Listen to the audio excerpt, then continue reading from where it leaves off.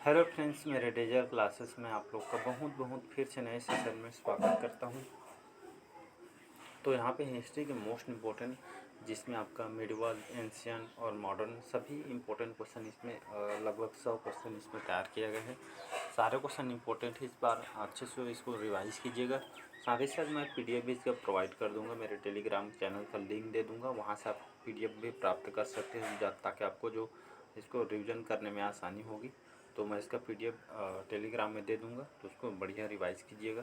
सारे question important है। और क्वेश्चन की बात करूँ कहाँ से लिया गया है, तो क्वेश्चन का जो है आपके लूसेंट से क्वेश्चन को लिया है। 90% जो क्वेश्चन है यहीं से उठ के आते हैं। तो चलिए सेशन को बढ़ाते हैं आगे। और पहले बार आए हैं तो चैनल को सब्सक्राइब करके रख लीजिएगा ताकि जो नोटिफिकेशन है आप तक पहुँच पाए। तो पहला क्वेश्चन देखते हैं। तो पहला क्वेश्चन है, मोस्ट इम्पोर्टेंट क्वेश्चन है, निम्नलिखित कौन सा भारत का सबसे पुराना ग्रंथ है? यजुर्वेद, सामवेद, ऋग्वेद, अथर्ववेद। तो आपको सभी को पता है 4 वेद हैं, जिसमें से सबसे पहला और सबसे पुराना ग्रंथ कौन सा है?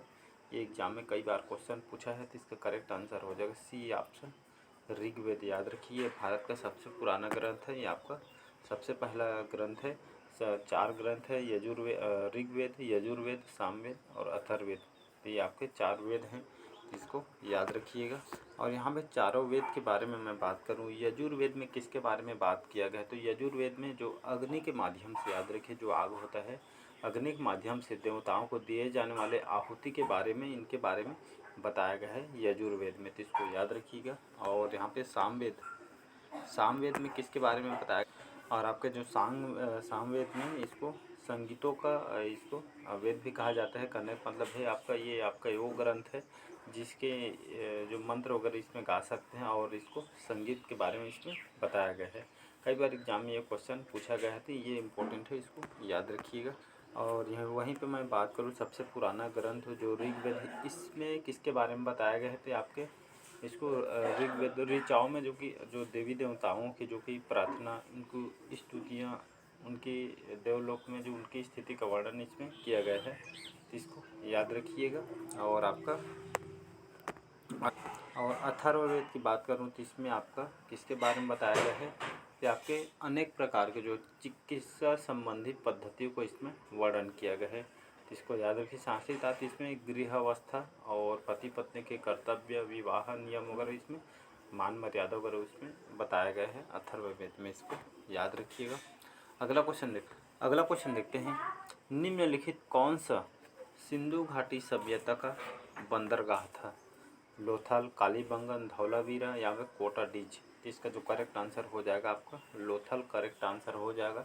तो लोथल ये आपके जो उत्खनन जब किया गया था, ये आपके स्थल जो है सिंधु घाटी सभ्यता तक एकमात्र आपका बंदरगाह है, तो इसको याद रखिएगा। तो आप कई बार एग्जाम में क्वेश्चन पूछा गया, तो आपका एक तरह का बंदरगाह है, तो इसको याद रखिएगा। और पूछे लोथल वर्तमान में अभी कहाँ पे आता है, तो इसको याद रखिएगा। लोथल वर्तमान में अभी गुजरात, याद रखिएगा, गुजरात के अंदर आती है, तो इसको याद रखिएगा। और आपका और यहाँ पर मैं बात करूँ कालीबंगन से कहाँ इस मतलब खनन जब किया, तो यहाँ से क्या की जानकारी मिली है? कालीबंगा से, जो कालीबंगा है, कालीबंगन या कालीबंगा सब सेम ही है। तो यहाँ से तांबे वगैरह धातु से जो औजार वगैरह निर्मित, जो हथियार मूर्ति वगैरह यहाँ से मानव के जो युग के जो ताम्र युग यहाँ पे मतलब कुछ हथियार वगैरह यहाँ से प्राप्त हुए हैं। औजार हो गया, हथियार वगैरह, मूर्तियाँ वगैरह यहीं से आपके मिले हैं, तो इसको याद रखिएगा, इम्पोर्टेंट क्वेश्चन है। अगला क्वेश्चन देखते हैं कि ऋग्वेद के किस मंडल में पुरुष सूक्त का वर्णन किया गया है? 9वां मंडल, 10वां मंडल, 7वां मंडल या आपके 8वां मंडल में? इसका जो करेक्ट आंसर हो जाएगा पुरुष सूक्त में, जो ऋग्वेद के संहिता के आपके 10वें मंडल में, याद रखिएगा। तो ऋग्वेद के आपके 10वें मंडल में 10वें मंडल में आपके पुरुष सूक्त का वर्णन किया गया है, जिसमें आपका पुरुष की चर्चा इसमें की गई, उनके अंगों का वर्णन किया गया है, जिसको याद रखें। इसके अंगों का मतलब कहने का मतलब चारों वर्ण, जैसे मन, प्राण, नेत्र इत्यादि वगैरह, इसमें इनकी जानकारी बताई गई है। कौन से मंडल? 10वें मंडल, तो इसको याद रखिए। अगला क्वेश्चन देखते हैं। निम्नलिखित किस वेद को भारतीय संगीत की उत्पत्ति के स्रोत माना जाता है? ऋग्वेद, यजुर्वेद, सामवेद, अथर्ववेद। इसको मैं शुरू के क्वेश्चन में बताया है और बताया था ये आपके सबसे इम्पोर्टेंट क्वेश्चन है, ये आपके बार बार एग्जाम में क्वेश्चन पूछता है। इसका जो करेक्ट आंसर हो जाएगा आपका सामवेद में करेक्ट आंसर हो जाएगा, सी ऑप्शन याद रखिएगा। तो आपका जो सामवेद में जो भारतीय संगीत की उत्पत्ति के स्रोत माना है, इसमें मतलब जो संगीत के बारे में इसमें वर्णन किया गया है, तो इसको याद रखिएगा। बाकी तीनों को बता चुका हूँ। अगला क्वेश्चन देखते हैं यहाँ पे, पहिए का आविष्कार जो है आपके कौन से युग में हुआ था या कब हुआ था? ताम्र युग, लौह युग, नवपाषाण युग या आपके बाद में पाषाण युग में? इसका जो करेक्ट आंसर हो जाएगा नवपाषाण युग में करेक्ट आंसर हो जाएगा। लगभग मान के चलिए 3500 ईसा पूर्व में ये आपके जानकारी मिलती है। तो ये आपके 3500 ईसा पूर्व में आपके कहाँ से मेसोपोटामिया से आपके पाए गए थे। तो इसको याद रखिए, मिट्टी के बर्तन वगैरह इसमें इस्तेमाल किए गए थे और आपके यहीं से पता चलते हैं, तो इसको याद रखिएगा। निम्नलिखित में से किस धातु का मानव द्वारा सर्वप्रथम उपयोग किया गया था? तो मतलब कौन सा जो धातु था जो मानव के द्वारा, मनुष्य के द्वारा सर्वप्रथम उपयोग में लाया गया था यूज के लिए?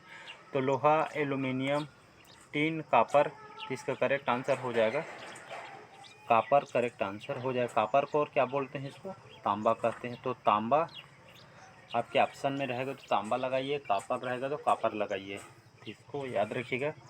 तो लगभग 10,000 पहले की बात है। तो सबसे पहले तांबा मनुष्य के लिए इसे आपको ज्ञात किया गया था, तो इसको याद रखिएगा, एग्जाम में क्वेश्चन पूछ।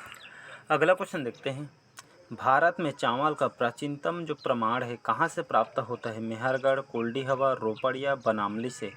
बनमाली है आपका। इसका जो करेक्ट आंसर हो जाएगा तो ये आपके भारत में चावल का जो प्राचीनतम जो प्रमाण आपके कोल्डी हवा, याद रखिएगा।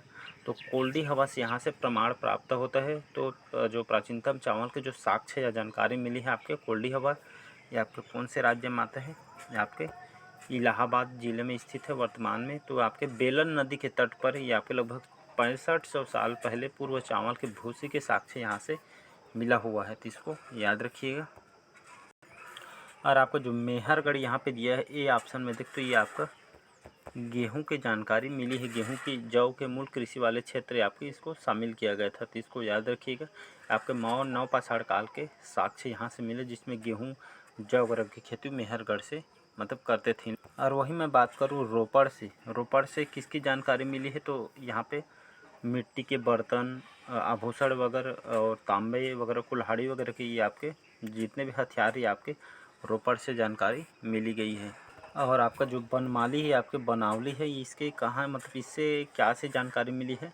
तो आपका जो सिंधु नदी घाटी आपके यहीं से जानकारी मिलती है, इसको याद रखिएगा। सिंधु घाटी सभ्यता का ये आपके सिंधु नदी के ये आपकी जानकारी जो नदियाँ हैं यहीं से जानकारी मिलती है, तो इसको याद रखिएगा।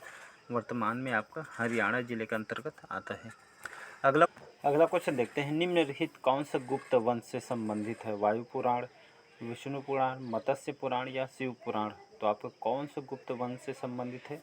तो आपका वायु पुराण करेक्ट आंसर हो जाएगा, तो इसको याद है। गुप्त वंश ये आपके वायु पुराण से संबंधित, कहने का मतलब वायु पुराण में गुप्त वंश की जानकारी मिलती है तो इसको याद रखिए। तो और यहाँ पे विष्णु पुराण यहाँ पे दिया गया है बी ऑप्शन। ये आपके यहाँ से किसकी जानकारी मिलती है? तो मौर्य वंश की जानकारी आपके विष्णु पुराण से मिलती है, इसको याद रखिएगा।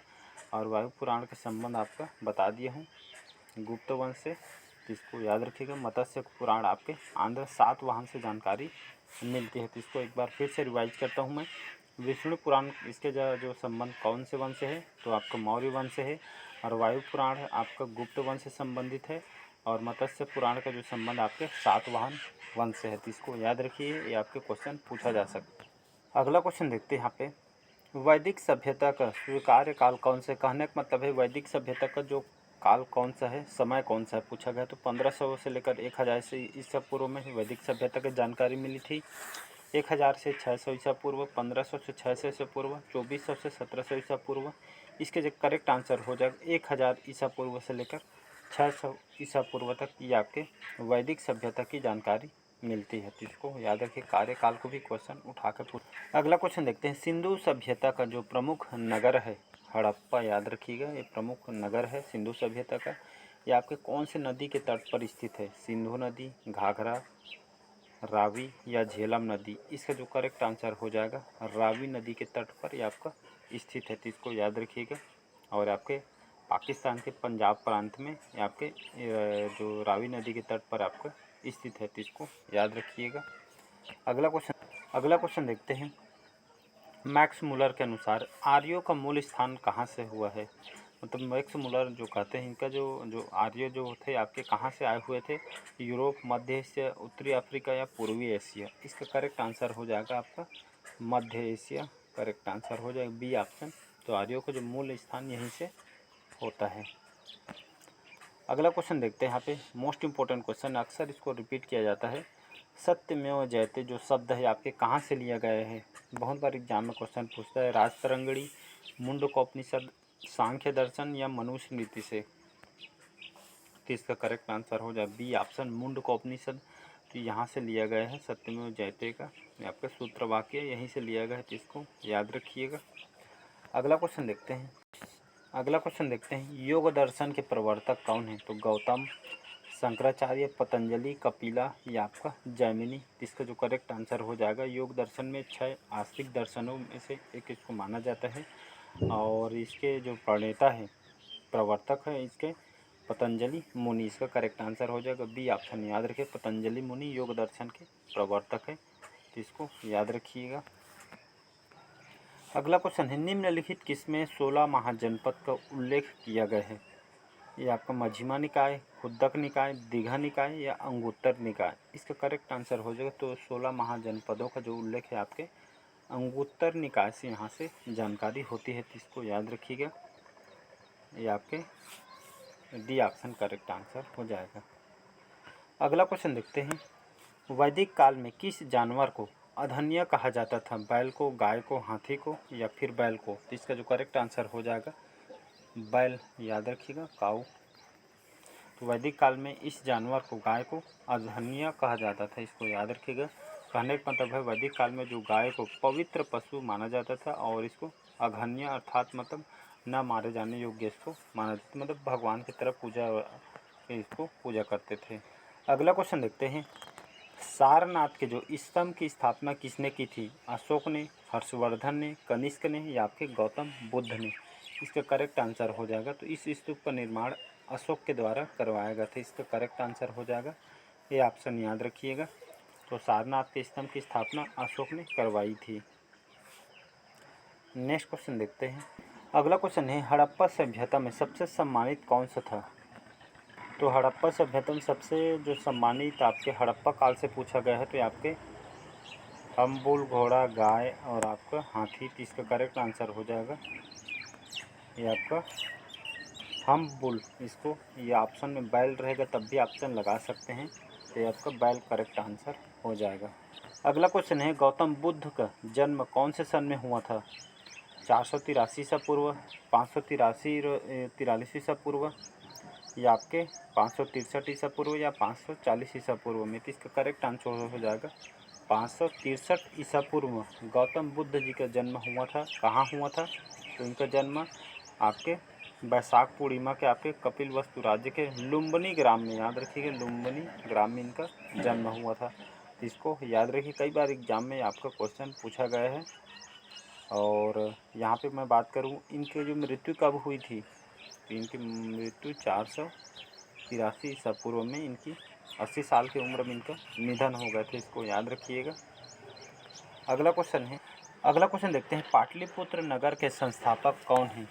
अशोक, चंद्रगुप्त, उदयन या अजातशत्रु? तो इसका जो करेक्ट आंसर हो जाएगा उदयन करेक्ट आंसर हो जाएगा। तो पाटलिपुत्र जो नगर थी इसके जो संस्थापक उदयन थे।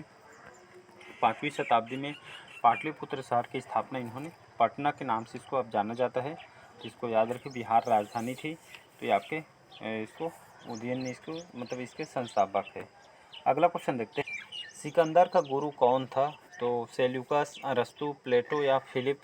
तो आपके उनको विश्व विजेता भी इनको कहा जाता है सिकंदर को। इसके गुरु एक यूनान दार्शनिक थे, ये आपका अरस्तु करेक्ट आंसर हो जाएगा। तो इसको याद रखिए, सिकंदर के गुरु अरस्तु थे। जो दुनिया को सोचने वाला एक नज़रिया दिया गया था। लगभग ये आपका 384 ईसा पूर्व में इनका मतलब ये आपका जन्म हुआ था, तो इसको याद रखिएगा।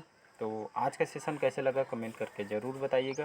पहले बार आए तो चैनल को लाइक शेयर सब्सक्राइब कीजिएगा। सारे क्वेश्चन इम्पोर्टेंट, इसको रिवाइज भी कीजिएगा, इम्पोर्टेंट क्वेश्चन है। चलिए, थैंक यू।